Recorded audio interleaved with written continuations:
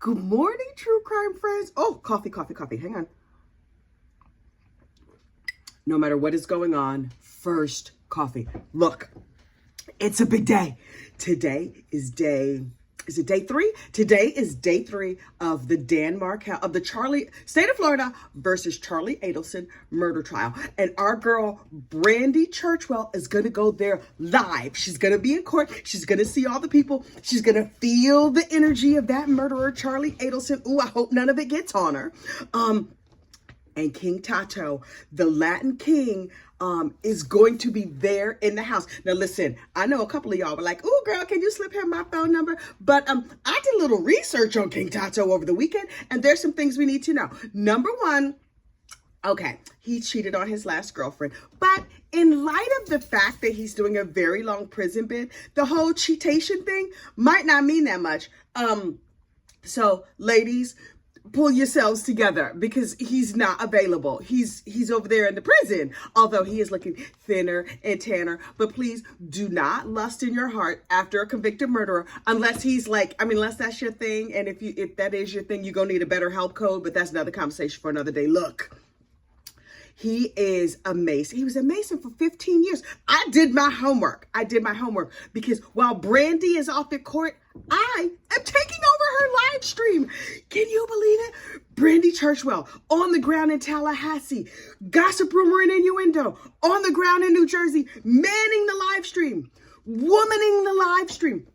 Making sure everything is like, I'm going to be clicking comments. I'm going to be talking to people. I'm going to be looking at the Tallahassee Democrat, just hoping I don't mess up Brandy's whole stream. Oh, goodness, what if I break it? What if I say something? Okay. I'm going to calm myself down. I promise I'm going to calm myself down. I'm very excited. I done talked my throat dry already. Hang on. We had a little rehearsal yesterday. I got my tack all set up. I got my camera turned the right way. I'm going to be using my computer and my other screen. And I'm going to have this all together. You will be amazed, I tell you, at what I get done. Fingers crossed. But look. Apparently the co-conspirators in this murder most of them have been moved to Tallahassee. So a transfer order has been put in for Sigfredo Garcia. It is unknown at this point whether or not he will testify in the case. Katie McBanawa has also been moved up there to Tallahassee. She is expected to testify. Ooh, Black Jesus, I hope it's today. I want to see her. I want to see her talk. And I want to hear her story now because over the weekend, I was watching Trial 1 and Trial 2. And what she said is she was like, well, who, me? I don't know what you're talking about. Because for whatever reason, she thought that she was going to be able to get out of this. She spent 6 years sitting in jail awaiting trial. 6 years away from her children, 6 years away from her family, 6 years away from everything and everyone that she loved, which made me think, and they gave her a plea. They made her an offer. They said, listen, tell us everything, roll over on Charlie, you can go home right now. And she did not do it. She stood strong, which kind of made me think, oh, maybe she didn't do this. Now I think, oh, maybe she was just dumb. Because, girl, you could be home right now. Instead, you got LWOP, life without the possibility of parole, to never see those children grow up. Wait, what? Also this weekend, I listened to the audio tapes that they had, the La Dolce Vita, whatever. Some FBI agents did an undercover recording of Charlie and Katie McBanawa talking in a restaurant about this crime. And I also heard the phone calls after the bump happened, after the feds tickled the wire and got Charlie and his mom and all of them talking again. I listened to those wires as well. Y'all, it's not looking good for old Charlie. It's also not looking good for Donna. Here's the key thing that I heard in those wires that I had not fully understood before. And that is that when the bump happened, Donna picks up the phone. First person she calls is Charlie. Charlie then calls, well, I think Charlie was in surgery. Charlie was busy, whatever, right? And so he's like, okay, let me call you back. And so he called his mother several times over the course of the day. And one of the things that they agreed to was that he was going to come from Fort Lauderdale down to Miami, Coral Springs, wherever she was living. And they were going to have a talk about it. Okay, fine. Only Charlie was like, he was trying to get what this had to do with, right? He was like, what is it? What is it they wanted? Who is it they mentioned? Blah, blah, blah. So Donna mentions an ex-girlfriend, and Charlie says, well, who does it have to do with? And Donna says, just me and you. To me, those are the two conspirators. That is the center of it all. Just the two of them. And then the next day when they were planning for Charlie to come to the house, come to Donna's house so they could talk about it, she said, okay, Dad has to be someplace at 12 o'clock. He's going to leave at 11:30. So wait until Dad is gone from the house and then come and then we'll talk. And that's exactly what they did. The FBI was not able to capture that information, but I was like, oh, very interesting. Now, do I think the rest of the family knew? Yes, I think they knew in time. But at the time that it happened and all the planning and whatever, even up to like a year and a half later, I'm not entirely certain. Now, listen, do I think that evil Wendy Adelson knew? Yeah. Yeah, I think she knew before. I think that is why she showed up at the scene of the crime afterwards. Fancy Fiction, who is like the be-all, end-all when it comes to all things Adelson, and Katie Cool Lady, who is like a true crime YouTuber lady, got together. They teamed up. Oh, I wonder if Brandy is going to team up with them on Monday and meet them at the courthouse. Oh my God, how exciting would that be? But Katie Cool Lady and Fancy Fiction got together and they drove around Tallahassee yesterday. First of all, Tallahassee is gorgeous, but they were showing us the route that Wendy Adelson took from her house to the liquor store, and how driving down Prescott Drive or whatever that street is that Dan lived on was not really a shortcut. She had to go really far down that street to see like, oh, what's happening? Did anything happen to Dan yet? It was not a shortcut. And as they drove it, I was like, oh, Wendy went way out of her way to make sure this thing happened. Then after the murders, when the murderers called Katie to say, hey, it's done, and she said, I know, I believe that the reason that she knew was because Wendy had reached out to Charlie on a second phone, on WhatsApp, someplace. Wendy reached out to Charlie and was like, okay, there's cops at his house. And then that is how that all went down. That's how they knew. Honey, look, I got all kinds of theories. Do I have facts? Nope, no facts that I can prove, but I can feel it in my spirit. And Katie Cool Lady said when this trial first began, she was very, very nervous that Charlie Adelson and the Adelson clan would try and buy off the jury. And I was like, oh, jury tampering. Oh my goodness. But this weekend, my husband and I sat down and we watched the Netflix documentary, Get Gotti. And very good. Although, like, I knew the story. I was not living in New York for most of it. I was living in New York when John Gotti got convicted and went off to prison and when he died and all that other stuff. But one of the things that they talked about that trial, because John Gotti bought off the juries, and they said a couple of juries, that's what they were calling him, the Teflon Don. Child, he was not that much Teflon. He just was paying $60,000 to jurors. And apparently back in the day, that was the price. That might still be the price. I don't know. But they said, the prosecutor said, during all those trials, he didn't seem nervous. He was just like, whatever. Oh, okay, whatever. They're listening to wiretaps. And he was just like, nah, I'm not listening to wiretaps. I will just sit here in court. I'd rather listen to Julio Iglesias. Whatever. Okay, fine. Charlie in court looks defeated. Charlie looks like, okay, it's going to be bologna casserole and rat pilaf for the rest of my life. Charlie seems very, very resigned to me, which makes me think, I don't think he bought off the jury. Plus, they spent so much money on legal fees and likely therapy these last few years that I'm sure it's a trial.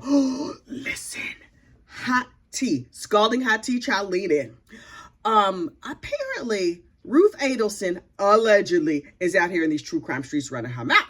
And according to a family source that I heard on the internet, because I research, and by research I mean I watch a bunch of YouTube videos, and then I'm like, that seems right, and I just go with that. So that is where this research comes from. I just realized that my little snow person has fallen over. Okay, snow lady, stand up. Okay, she's drunk. According to these YouTube streets, Wendy's oldest son, I believe I'm not going to give his name, B.A., those are his initials. B.A. is very close with Charlie and emails him a lot while Charlie has been in prison. He's developed a very, very close relationship, reportedly, while Charlie has been in prison. Charlie Adelson also has a 6-year-old son. I don't know how much contact he is in with his son. If he blows trial, not much, because I think there's a mandatory life sentence attached to this. And this case against him seems kind of slam dunk, and we haven't even gotten through everything. Now, the prosecution, the defense has a whole theory about how this was like blackmail on top of blackmail on top of oopsie doodle. We accidentally murdered him. I don't know what their whole situation is, but this defense that they're out here peddling is that Charlie didn't have nothing to do with this. Why are you looking at Charlie? Okay, that mountain of evidence is why we're looking at Charlie, but okay, whatever, do you, boo-boo. So I don't know what kind of defense this defense team is going to be able to put on. I keep hearing that they're a white-collar defense team. What? Listen, I don't want to be your, if I'm on trial for something, I don't want to, you can't do a trial run with my life. No, thank you. I don't care how many millions of dollars I paid you. Also, because these are South Florida attorneys, I get the feeling that Tally is a lot more just like laid back and relaxed. So all that jumping up and down and screaming and climbing the lectern and whatever, sir, calm down. I know you are excitable. I am excitable too. I know, as a shock to no one, I am quite, excuse me. Oh goodness, I got a cough this morning. I am quite excitable, but I don't think that's going to play well for you. And then they brought this this jury consultant in from New York City, who's a very New York guy, which I related to. Honestly, honey, everybody in the world talks too slow for me. When I listen to my own videos play back, I play them back on 2X, because even I'm talking too slow for me. You know what I mean? So, but they brought this fast talking slick guy who's like, blah, blah, blah, blah, blah, blah, blah. And that, listen, if you was in Brooklyn, if you were on Long Island, listen, if you were doing a case in Manhattan, that might play. But down there in Tallahassee, no, boo-boo. That's not going to work out good for you. And reporting live from the courtroom, Katie Kool-Lady said something very, very interesting when I was researching yesterday. So she's a jury watcher, right? And so she's giving them all like little nicknames. She's not giving away any sort of identifying information, but she's like, okay, this one I'm calling Silk, that one I'm calling Mom, this one I'm calling Babysitter, whatever. She gives them all these names. One of the jurors that she calls hard on her sleeve, apparently is like very, all the jurors are reportedly very engaged, but this one sort of just like her body language is very intense, one of the jurors. And the whole time Wendy Adelson talked, hard on her sleeve, turned, like, because I guess the chairs swiveled her chair away from Wendy and would not look at her, and just sort of like had a shoulder to Wendy, refused to engage. And then after Wendy left the stand, she spun back around and faced more on like a more open posture towards what the witnesses have to say. Okay, Wendy girl. Oh, and during the breaks, Wendy was apparently looking at all the jurors and nodding and smiling with her head turned to the side, trying to be all coy, like, I'm telling the truth. You see me faking human? I'm over here faking human. I hear I can fake human really well, child. It's going to be a situation. But Brandy will give us live updates. So here's the way today is going to work. I'm going to try not to cough my full head off. That's number one. I'm going to keep a good cup of coffee. You know, normally I drink garbage coffee. I drink instant because I love instant. But today, over the weekend, I went and got me some Stu Leonard's pecan pie coffee. So I'm drinking the good stuff. And I put caramel flavored creamer in it. So I'm having pecan pie with caramel in my coffee. It tastes amazing. Amazing. So I'm having my coffee. Brandy will be live tweeting this. Brandy will be live tweeting this trial on Twitter, also known as X. That is at Brandy N. Churchwell,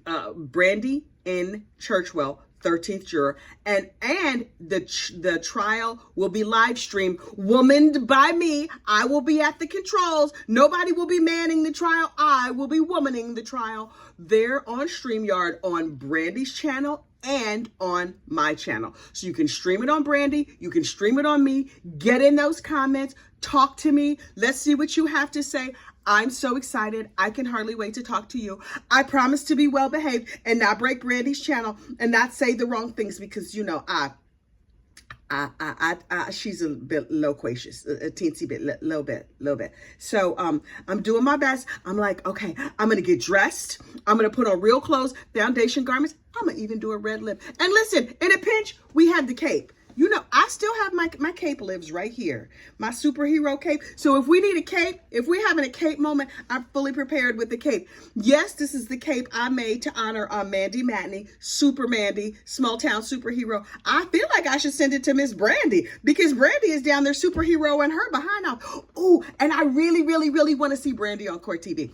I think that we should, I think that she should connect with Julia Janae, who's down there on this trial, and be like, hey, Julia, girl, let me get you some coffee, some lunch, some whatever. How you doing? Bring her a Starbucks. What does Julia Janae drink? Anyway, we're going to find out.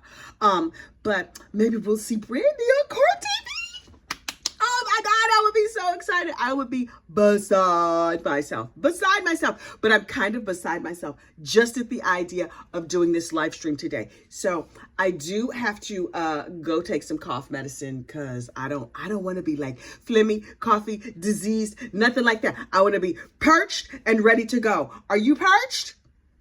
I expect y'all to be perched. And I will see you over there at 8:30 Eastern.